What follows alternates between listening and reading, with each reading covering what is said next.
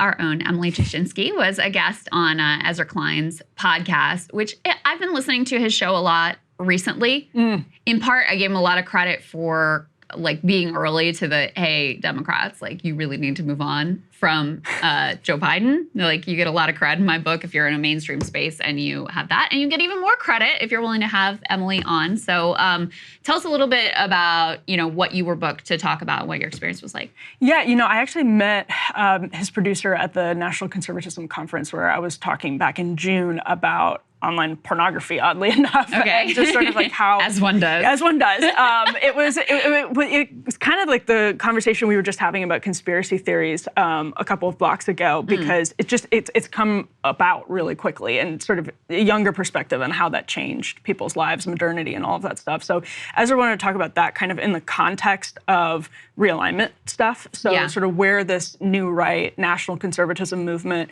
is to some extent rooted in discomfort with modernity, and how it's actually like working, like how it's manifesting, how plausible it is as a political movement, and how the sort of Trump of it all affects the future of the right. So we had a really interesting conversation, and honestly, like I was a little unsure, because not everybody is Krystal and Ryan, like not everybody is, and I remember on Kyle, Krystal and Friends, like we had a great conversation, and it's always, you never know what you're going to get. Yeah, definitely. But Ezra's been like, he's a good faith. He operates in good faith. Yeah, and he pushed you in a number of areas. Absolutely. But it led to that led to a really interesting exchange. There was one portion we wanted to play for you guys where he asked about Project 2025.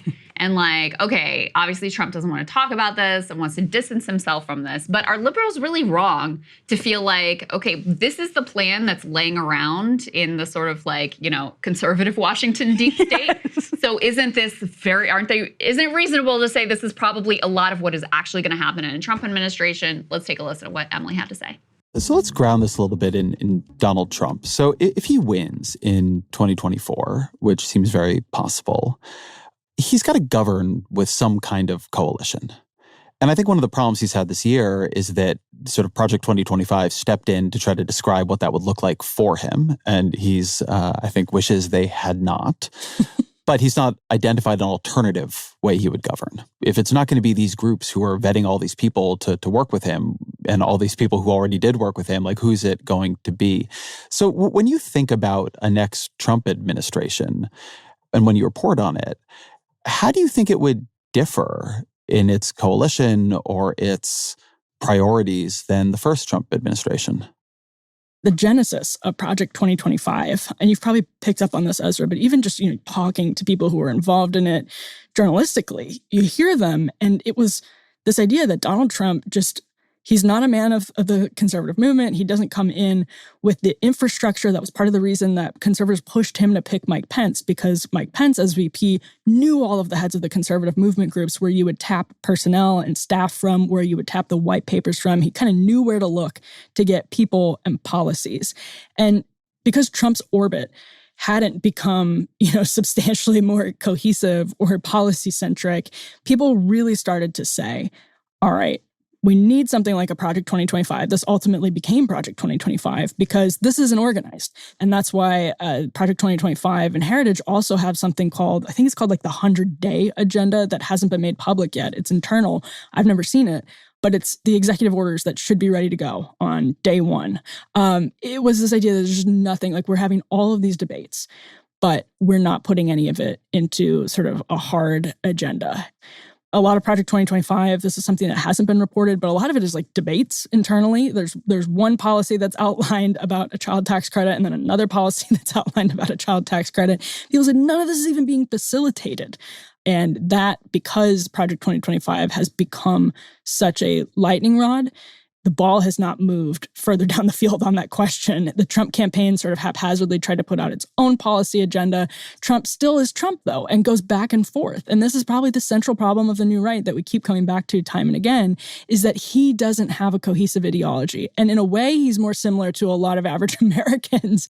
Ezra floated an idea, I think after this in the podcast, that I hadn't contemplated before. The assumption in liberal circles is like Trump is going to be worse this time because he's going to have his shit together, basically. And so like all the craziest stuff that he wanted to do last time, but he couldn't really get his act together to do, this time they got their ducks in a row. They've got their loyalists. They're going to, fire the deep state. They're going to install the Trump loyalists. And if there was to be a January 6th style event this time around, they would have the, the people at the State Department and wherever to actually seize the ballot boxes, et cetera, et cetera. And he says, but there is an alternative possibility, which is that it's actually more chaotic and less competent, because now you have all of these different factions that have developed that are fighting for control of what the Trump agenda is going to be. And I was curious if you could elaborate more on your thoughts on that. Yeah, I don't want to rule out either possibility, but I also think, and we talked about this a little bit, there are not enough people in the world, let alone sort of professional Republican political spaces, to staff an agenda like what a sort of extreme Trump agenda would look like, or I should even say like an extreme conservative agenda. Yeah. Because you need to fill the so-called like deep state spaces. Not only do you need to like fire everybody that's in them now, you then need to bring new people in to at least staff some of them.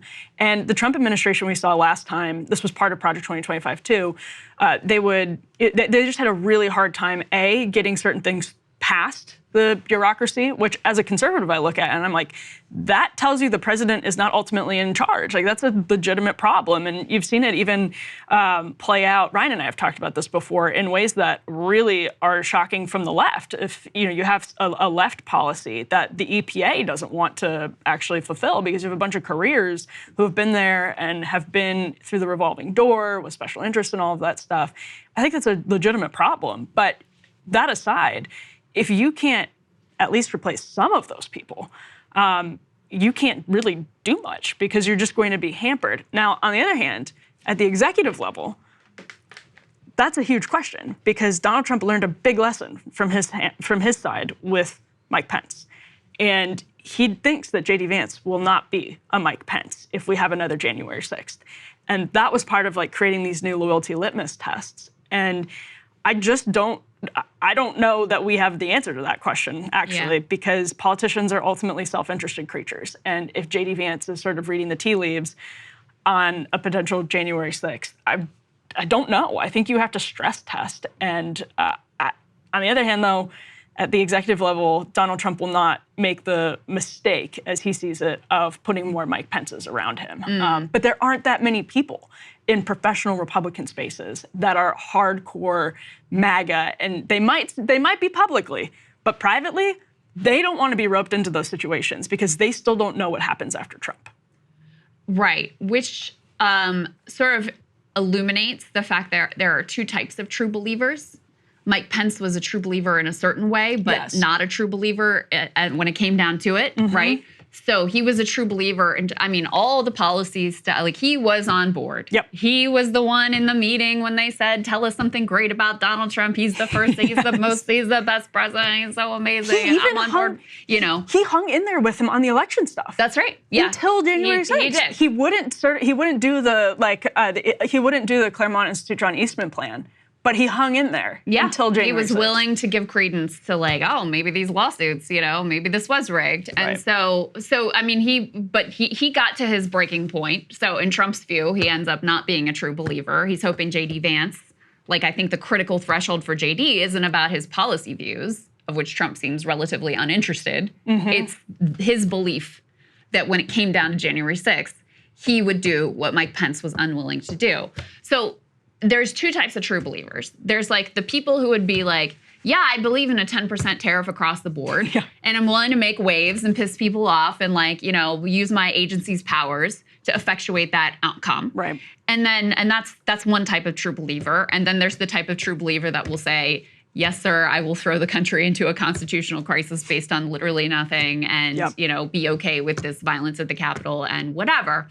And I think it's harder to vet for that second type of true believer because I think he probably believed that Mike Pence was that second type of true believer right up until that day. He was reportedly pressuring him all the way up and still thinking. He said, I think at his infamous speech, well, let's hope Mike Pence does the right thing. Yep. So he still thought up until that moment that Mike Pence potentially was that type of just, throw out the Constitution and do whatever I tell you to, true believer. Well, and what's interesting about J.D. Vance, and this is the conversation, you guys have talked to him, so you've picked up on this, I'm sure, but he is a sincere post-liberal. I think one of the mistakes the left makes about J.D. Vance is that he's just pro-Trump for opportunistic purposes, but he really, when he converted to Catholicism, he has like a multi-thousand-word essay on this in the Catholic publication The Lamp. It's a very fully fleshed out, sincere post-liberal worldview. And what post-liberal in that context means is that sometimes you sort of, this is a simplification, of course, but sometimes the Constitution has limits, right? Sometimes there are sort of illiberal ends that are just. And so that is a sincerely held belief that J.D. Vance has. Now, how that pertains to the Constitution in any sort of different context is an open question, but it does tell you that he comes from the sort of Patrick Deneen orbit where the Constitution isn't the sort of sacred, almost like holy text that a lot of the conservative movement thought that it was, that there are these arguments that can be made that it can sort of be stretched in emergency circumstances, et cetera. So that could mean there's a difference on January 6th between Mike Pence or J.D. Vance, but it also couldn't. So it's like fascinating question. The way you articulated it, I think, is not particularly different from how I view J.D. Vance. I think his embrace of Trump is in that, like, it's very convenient for him that at the moment when he wants to run for senator and has national political ambitions, suddenly he's, a big Trump fan. I think that's opportunistic because of he does believe, you put this more diplomatically, but in some sense he believes like the ends justify the means. And if the means are cozying up to this guy that I once said might be America's Hitler, then I'll do it. If the means are like, lying about Haitians eating pets in a town that I represent, I'll do that. If the means are potentially like, doing what Mike Pence wouldn't do on January 6th, if it's going to help me accomplish the ends that I genuinely believe are better, superior, et cetera, I'll do that too. And so that's, so in that sense, I think he's a true believer about the ideological view that he holds. Do I think he's a true believer in all the how much he loves Trump now and thinks Trump's so great, et cetera, et cetera? No, because it was very politically convenient the way that all went down. But do I think that he views Trump as the tool, the nearest vessel for his own ideological ambitions? Yes, I believe that. And that was the critical distinction. I mean, I think that's what happened to a lot of people on the right. Especially after Michael Anton, he was anonymous at the time, but wrote the Flight 93 election. I think this was October of 2016. That was the beginning of this conversion for a lot of sort of the intellectual conservative world who said, we are in illiberal times, so we can't use liberalism as the tool to return to, and this is like classical liberalism, so small L, we can't use liberal means to get back to this like classical liberal utopia that we want to return to.